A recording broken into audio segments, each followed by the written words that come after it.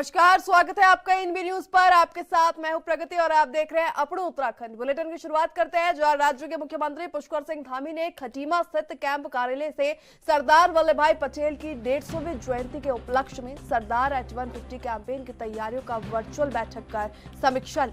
ऐसे में उन्होंने जिलाधिकारियों को एकता मार्च के आयोजन और विद्यालयों व महाविद्यालयों में सांस्कृतिक और जन जागरूकता कार्यक्रम के विस्तार योजना बनाने के लिए निर्देश दिए। साथ ही अभियान में युवाओं, महिलाओं, स्थानीय निकायों, एनसीसी, स्वयं सहायता समूह और सामाजिक संगठन सक्रिय भाग ले। पुष्कर सिंह धामी ने इस दौरान कहा है कि कार्यक्रम का उद्देश्य राष्ट्रीय एकता का संदेश घर घर तक पहुंचाना और नई पीढ़ी को सरदार पटेल के योगदान और विचारों के लिए प्रेरित करना है।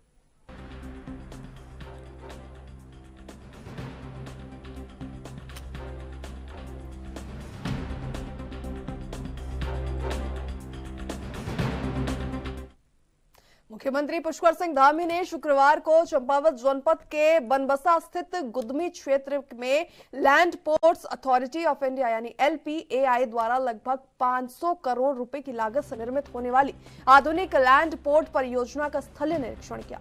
मुख्यमंत्री ने इस दौरान कहा कि यह परियोजना भारत और नेपाल के बीच सहयोग, व्यापार और सीमावर्ती क्षेत्रों के विकास में बेहद सहायक सिद्ध होगी। साथ ही उन्होंने बताया कि भारत सरकार की land ports authority of India इस महत्वाकांक्षी परियोजना को उत्तराखंड सरकार के सहयोग से तेजी से आगे बढ़ा रही है। मुख्यमंत्री ने कहा कि परियोजना के आरंभ से ही पर्यावरणीय मंजूरी, प्रतिपूरक पौधारोपण और भूमि हस्तांतरण की सभी औपचारिकताएं पूर्ण हो जा रही है। इस वर्ष पर्यावरण, वन और जलवायु परिवर्तन मंत्रालय द्वारा लगभग 84 एकड़ वन भूमि को अंतिम स्वीकृति मिल चुकी थी, जिसके बाद परियोजना के निर्माण कार्य को आगे बढ़ाया गया।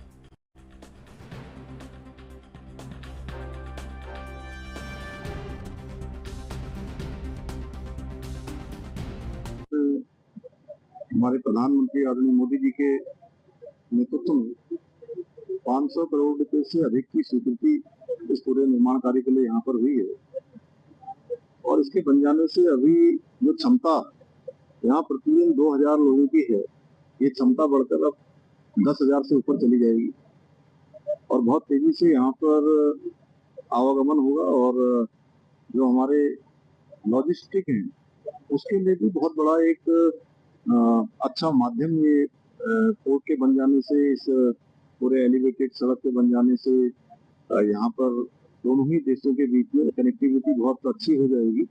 इससे निश्चित रूप से आसपास के क्षेत्र में एक बड़ा इंफ्रास्ट्रक्चर यहाँ बन रहा है, भारत में भी और नेपाल में भी। इससे दोनों देशों के संबंधों में भी बहुत मजबूती आएगी और हमारा रोटी बेटी का संबंध नेपाल से है।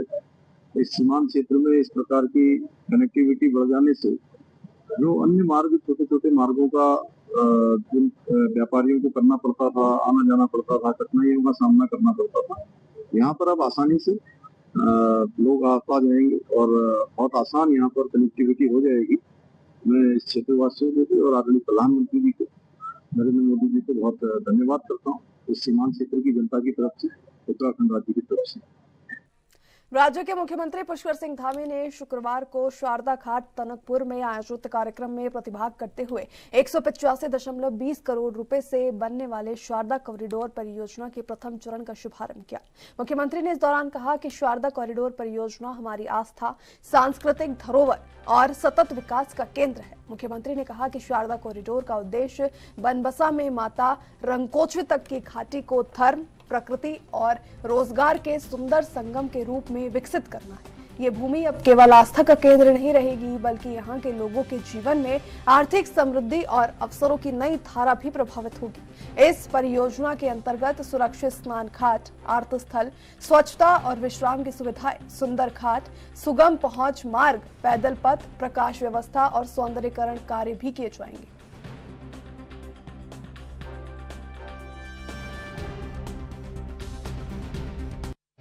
देखिए, ये जो हमारा टनकपुर, ये चंपावत का एक ऐसा क्षेत्र है जो माँ शारदा का तट है, माँ पूर्णागिरी का स्थान है और पूरे देश भर के श्रद्धालु भक्तगण बड़ी संख्या में यहाँ आते हैं और ये आंकड़ा वर्ष भर हम निकालते हैं तो लगभग 30 लाख से भी अधिक का होता है। एक बड़ी संख्या है यहाँ लोगों को और अच्छा आध्यात्मिक रूप से, पर्यटन की दृष्टि से, धार्मिक पर्यटन की दृष्टि से ये स्थान और अच्छा हो। यहाँ पर वेडिंग डेस्टिनेशन बनने की दिशा में भी बहुत संभावनाएं हैं। तो ये चूका का, बूम का क्षेत्र, इस शारदा जो कॉरिडोर बनाया जा रहा है, जिस परियोजना पर काम हो रहा है, उसमें अपार संभावनाएं यहाँ वेडिंग डेस्टिनेशन की भी हैं, आध्यात्मिक रूप से पर्यटन की भी हैं। श्रद्धालुओं के, तीर्थयात्रियों के आने जाने के लिए अच्छा स्थान बनना चाहिए, इसलिए इस शारदा कॉरिडोर को आगे बढ़ाया जा रहा है और इसके काम को गति मिले उसके लिए आज इसकी समीक्षा भी की है। सभी अधिकारीगण आए हैं पूरे क्षेत्र। मुख्यमंत्री पुष्कर सिंह धामी ने चंपावत जिले में कृषि विश्वविद्यालय खोलने की घोषणा की। ऐसे में टनकपुर में शारदा रिवर फ्रंट परियोजना समेत 19 करोड़ रुपए से अधिक की विकास परियोजनाओं का शिलान्यास करते हुए सीएम धामी ने कहा कि चंपावत जिले में कृषि और उद्यान के क्षेत्र में असीमित संभावनाएं मौजूद है। साथ ही उन्होंने बताया कि चंपावत जिला उत्तराखंड के पर्वतीय जिलों में कीवी उत्पादन के क्षेत्र में सबसे आगे है। यहाँ सेब उत्पादन, तिमूर मिशन और तेजपात के क्षेत्र में भी अच्छा काम हो रहा है। कृषि अनुसंधान को बढ़ावा देने के लिए विश्वविद्यालय की स्थापना जरूरी है। साथ ही सीएम धामी ने बताया कि इस संबंध में उनकी पंतनगर विश्वविद्यालय के कुलपति से भी वार्ता हो चुकी है।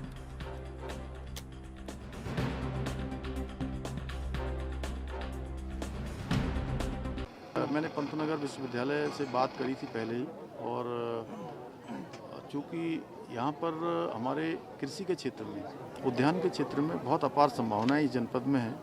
कीवी का बहुत अच्छा उत्पादन हुआ है, सेब का बहुत अच्छा उत्पादन हुआ है। यहाँ पर और अनुसंधान आगे बढ़े और कृषि के क्षेत्र में नई नई तकनीकियाँ हैं, नई नई प्रजातियाँ हैं, नए नए पौधे हैं, वो हमारे इस क्षेत्र के लोगों को मिलेंगे तो निश्चित रूप से यहाँ के क्षेत्र के लोग अपनी आर्थिकी बढ़ाएंगे, उसके साथ राज्य और देश की आर्थिकी में भी बड़ा योगदान दे पाएंगे। इसलिए मैंने घोषणा की है कि यहाँ पर कृषि महाविद्यालय। कांग्रेस वरिष्ठ नेता और पूर्व मुख्यमंत्री हरीश रावत ने भारत में बढ़ती असहिष्णुता पर कहा है कि इस समय असहिष्णुता भारत का स्वभाव बनने की कोशिश में लगातार आगे बढ़ रही है। आज फूट पैदा की जा रही है, आज पड़ोसी को पड़ोसी से लड़ाया जा रहा है, आज नफरत और घृणा के आधार पर राजनीति को खड़ा करने की कोशिश जारी है।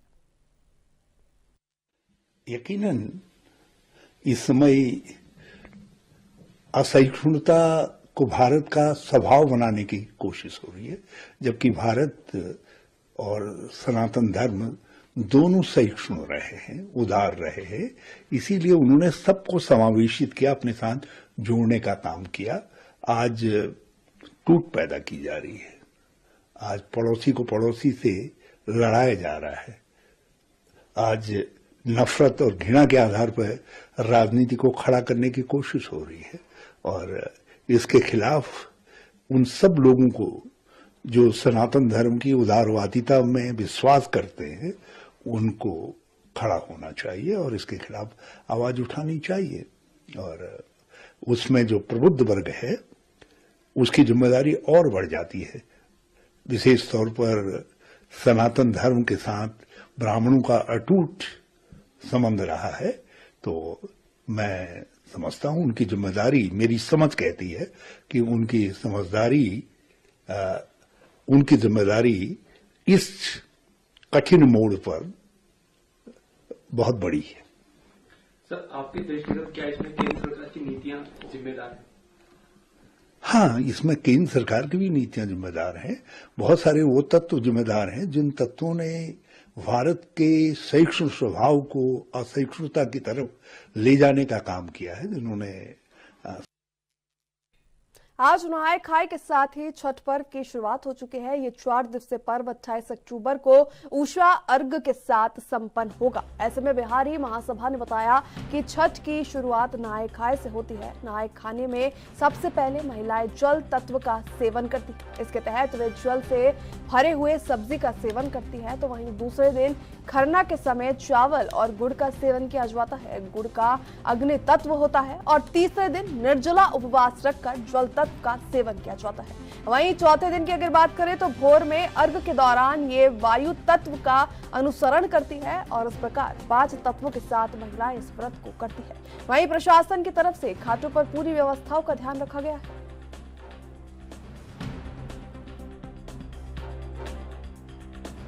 बातचीत हुई क्या? प्रशासन में प्रशासन की तरफ से टेंट और लाइट की व्यवस्था में प्रशासन और पीडब्ल्यूडी और सिंचाई विभाग के लोग मदद कर रहे हैं। कुछ घाट बनाने में भी जेसीबी के मदद मिला प्रशासन द्वारा। रही बात छुट्टी की, तो छुट्टी के लिए हम लोग माननीय मुख्यमंत्री जी से मिलना चाह रहे थे, लेकिन समय नहीं मिल पाया हम लोग को। हम लोगों ने पत्र के माध्यम से उनको भेजा है कि 27 और 28 तारीख को छुट्टी दे दें। बहुत जगहों पे छठ के उपलक्ष्य पे छुट्टी दिया गया है, बहुत राज्यों में दिया जा रहा है। ये देवनगरी है, देवनगरी में तो धर्म की प्राथमिकता मिलनी चाहिए। पूरे बिहारी महासभा उनसे आपके माध्यम से प्रार्थना करती है कि जो ये 36 घंटा के उपवास करते हैं, इसमें बहुत सारे हमारे कर्मचारी होते हैं।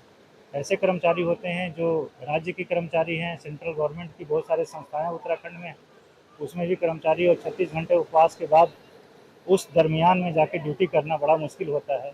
तो एक बार फिर से हाथ जोड़ के निवेदन है आपके माध्यम से कि धामी जी इस बात को समझें, माननीय मुख्यमंत्री जी, और 2 दिन का छुट्टी हमें छठ महापर्व पे दे दें। व्रतियों को उनके ऊपर आशीर्वाद, राज्य के ऊपर आशीर्वाद मिलता है। ठीक है। व्यवस्था पे आज नजर थी बिहारी महासभा की, क्या कुछ व्यवस्थाएं घाटों पर रखी गई हैं और प्रशासन कितना सहयोग कर रहा है?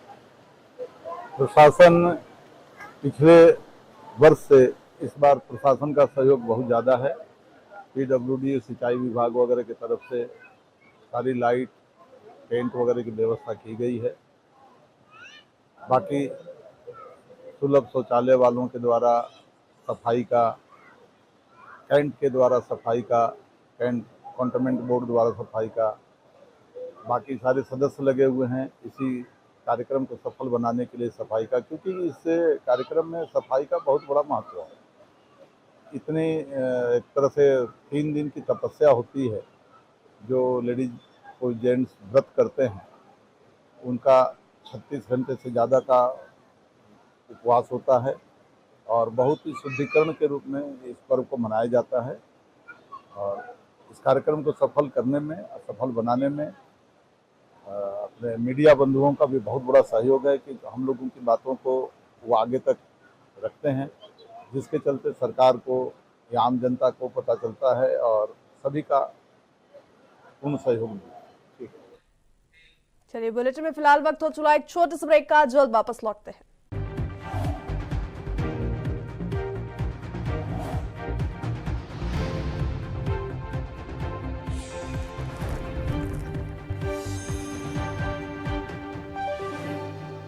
ब्रेक के बाद एक बार फिर से आप सभी का बहुत स्वागत है। खबरों में आगे बढ़ते हैं, जहां थामी सरकार ने अग्निवीर भर्ती पूर्व निशुल्क परीक्षण देने के लिए एक एसओपी तैयार किया है। दरअसल मुख्यमंत्री पुष्कर सिंह धामी के निर्देश पर खेल एवं युवा कल्याण विभाग अब प्रदेश के सभी जिलों में युवाओं को प्रशिक्षण प्रदान करेगा। ये प्रशिक्षण उन युवकों और युवतियों के लिए होगा जो सेना में अग्निवीर बनकर देश की सेवा करना चाहते हैं। सैनिक कल्याण मंत्री गणेश जोशी ने बताया है कि मुख्यमंत्री के निर्देश के बाद ही विभाग ने इस कार्यक्रम की तैयारी पूरी कर ली है और जल्द ही 13 जिलों में अग्निवीरों का भर्ती पूर्व प्रशिक्षण शुरू किया जाएगा, ताकि उत्तराखंड की महान सैन्य परंपरा को आगे बढ़ाया जा सके।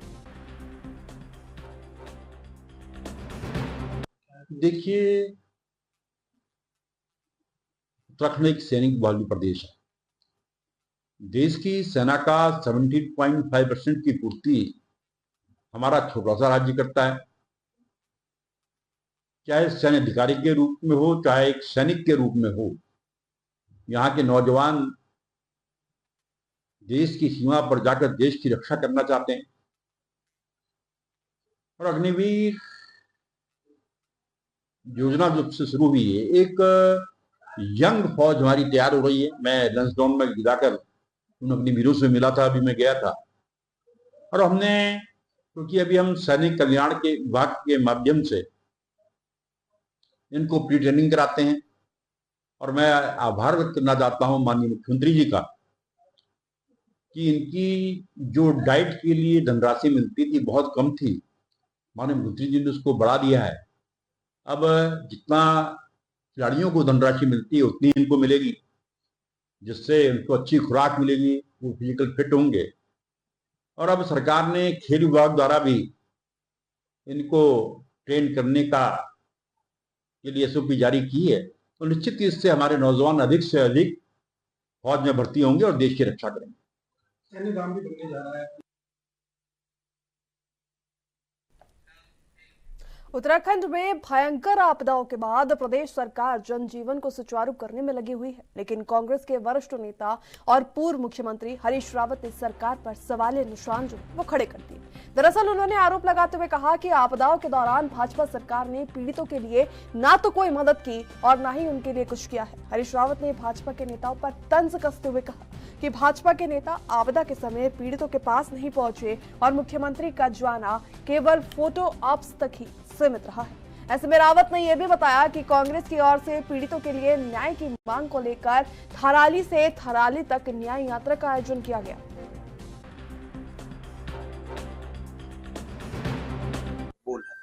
बीजेपी के लोग, विधायक और मंत्री जब आपदा में लोगों के पास नहीं गए, ये तो खाली मुख्यमंत्री जाकर के एक हमारी बुढ़िया माँ को जो है अपने कंधे पर जरा सा रुला लेते हैं, हाँ? उसके गम अरे भाई, एक बेटा जो सक्षम बेटा है उसके कंधे में रह करके हमारी एक बहन या बेटी, हमारी माँ रोती है, उसका पोस्टरिंग आप सब मीडिया के लोग कर लेते हो।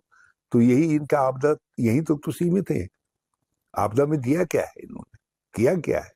बल्कि मैं तो कांग्रेस के लोगों का, अपने जो हमारा चतुर्भुज नेतृत्व है, उसका आह्वान कर रहा हूं कि आओ धराली से थराली तक जो है एक न्याय यात्रा निकालते हैं, ताकि आपदा पीड़ितों के पक्ष में हम उनके तकलीफों को, उनके कष्टों को आगे ला सकें। आपको उत्तराखंड राज्य स्थापना दिवस पर इस साल 1 नवंबर से लेकर 10 नवंबर तक प्रदेश भर में विभिन्न कार्यक्रम आयोजित किए जाएंगे।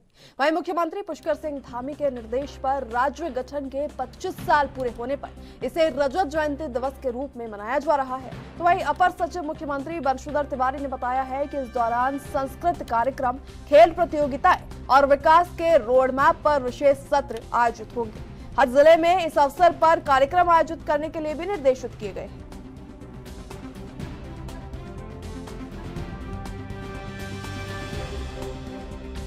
नहीं, देखिए 25 वर्ष उत्तराखंड के हो रहे हैं और रजत जयंती वर्ष का चूँकि ये समापन कार्यक्रम है, तो उसमें 1 तारीख से लेकर के और 10 तारीख तक का पूरा चार्ट बनाया गया है और उसमें अलग अलग कार्यक्रम आयोजित किए जा रहे हैं और हर वर्ग के लोगों के लिए कार्यक्रम आयोजित किए जा रहे हैं। माननीय मुख्यमंत्री जी की 2 बैठकें इसमें हुई हैं। उन्होंने इसमें भी निर्देश दिया है कि इसमें जन सहभागिता सुनिश्चित की जाए, ताकि अधिक से अधिक लोग, जो 25 वर्षों में राज्य का सफ़र है और जहाँ पर हम लोग आज खड़े हैं और आने वाले समय में 25 वर्षों में राज्य के विकास का रोड मैप क्या होगा, राज्य की दिशा क्या होगी, उसमें सभी का समन्वय किया जाए, सभी की सहभागिता की जाए और उसी के अनुरूप फिर आगे इसमें बढ़ने के लिए उन्होंने कहा है। और इसी के लिए विधानसभा का विशेष सत्र भी आयोजित किया जा रहा है 3 और 4 तारीख को, और जो अलग अलग कार्यक्रम हैं वो राज्य के सभी वर्गों को प्रतिनिधित्व देंगे और सभी लोग उसमें प्रतिभागी करेंगे। उत्तराखंड सरकार की ओर से सड़कों को गड्ढा मुक्त करने का अभियान युद्ध स्तर पर जारी है। लोक निर्माण विभाग के सचिव पंकज कुमार पांडे के अनुसार प्रदेश के मुख्य मार्गों को गड्ढा मुक्त करने का 98% काम जो है वो पूरा हो चुका है और बचा हुआ 2% कार्य भी 1 से 2 दिन में पूरा कर लिया जाएगा। यह अभियान विशेष रूप से मानसून के दौरान क्षतिग्रस्त हुई सड़कों की मरम्मत पर केंद्रित है, ताकि आमजन को आगमन में असुविधा न हो सके। वहीं उत्तरकाशी में बीआरओ और हरिद्वार जिले में राष्ट्रीय राजमार्ग के कुछ हिस्सों के कुछ कार्य जो है वो शेष बचे हुए, जिन्हें जल्द से जल्द पूरा करने के लिए निर्देश भी जारी किए गए। इस साल लगभग जो है 4000 किलोमीटर सड़कों को दुरुस्त करने का लक्ष्य रखा गया है, जबकि पिछले साल ये लक्ष्य 2300 किलोमीटर ही था। ऐसे में जिलों के डीएम को ज्यादा ट्रैफिक वाले ग्रामीण सड़कों की मरम्मत को प्राथमिकता देने के लिए निर्देशित किया है।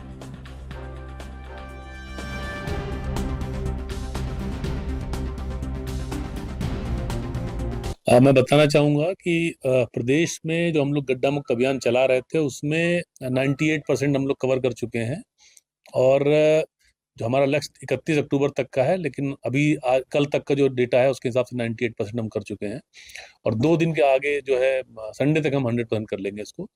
बीआरओ का थोड़ा काम पीछे चल रहा है और एनएचएआई का कुछ पोर्शन बचा हुआ है अभी। बीआरओ का मेनली काम उत्तरकाशी जिले में है और एनएचएआई का काम जो है हरिद्वार जिले में है, जो थोड़ा थोड़ा बचा हुआ है। तो उनको भी मैंने कहा है कि वो भी कंप्लीट करें, क्योंकि शासन से जब उच्च स्तर से एक निर्देश दिए गए हैं तो उसको हम लोग को पूरा करना हमारी जिम्मेदारी में आता है। एनएच में थोड़ा सा पोर्शन बचा हुआ है, उनको भी टारगेट दिया गया है कि 2 दिन के अंदर कंप्लीट कर लें उसको, जो पीडब्ल्यूडी के पास जो एनएच वाला पोर्शन है। बाकी सारे डिविजन्स 2 दिन में कंप्लीट कर लेंगे। मैक्सिमम लोगों ने 100% कर लिया है। इसके अलावा ये बात आती है, कुछ ग्रामीण सड़कों की बात भी आती है, तो उसमें सारे डीएम्स को मैंने ये कहा था कि अगर उनको लगता है कि कोई ऐसी रोड है जो इम्पोर्टेंट है, जिस पर ट्रैफिक है, जिसको रिपेयर किया जाना चाहिए प्राथमिकता के आधार पे, तो वो भी हम लोग करेंगे। तो जिन डीएम्स ने रिकमेंडेशन दिया है अपना, उसको भी हम लोग टेकअप कर रहे हैं। वो एडिशनल हम लोग करेंगे, वो 31 अक्टूबर तक नहीं कर पाएंगे, वो थोड़ा आगे तक जाएगा। बट जो हमने टारगेट रखा था लास्ट ईयर, हम लोग ने 2300 किलोमीटर का टारगेट रखा था। इस साल टारगेट हमने बढ़ा के 4000 किलोमीटर किया था। और मैं ये बताना चाहूंगा कि 4000 राज्य स्थापना के रजत जयंती वर्ष में प्रवासी उत्तराखंडी 5 नवंबर को दून विश्वविद्यालय में जुटने जा रहे हैं और मौका है दूसरे प्रवासी उत्तराखंडी सम्मेलन के आयोजन का। इस 1 दिवसीय सम्मेलन में उत्तराखंड की 25 वर्षों की यात्रा पर प्रवासी उत्तराखंडी अपने नजरिए को सामने रखेंगे और साथ ही ये सुझाव भी देंगे कि उत्तराखंड को भविष्य में और बेहतर बनाने के लिए क्या कुछ किया जा सकता है। अभी तक विभिन्न राज्यों से लगभग 200 प्रवासियों ने अपना पंजीकरण करा लिया है। वहीं मुख्यमंत्री पुष्कर सिंह धामी के निर्देश पर प्रदेश में प्रवासी उत्तराखंडी सम्मेलन के आयोजन का सिलसिला शुरू हुआ है और अब इस बार ये दूसरा सम्मेलन 2 सत्रों में आयोजित होगा। अभी तक इस आयोजन का हिस्सा बनने के लिए यूपी, दिल्ली, पंजाब, हरियाणा, राजस्थान, झारखंड आदि प्रदेश से लगभग 200 लोगों ने रजिस्ट्रेशन करा लिया।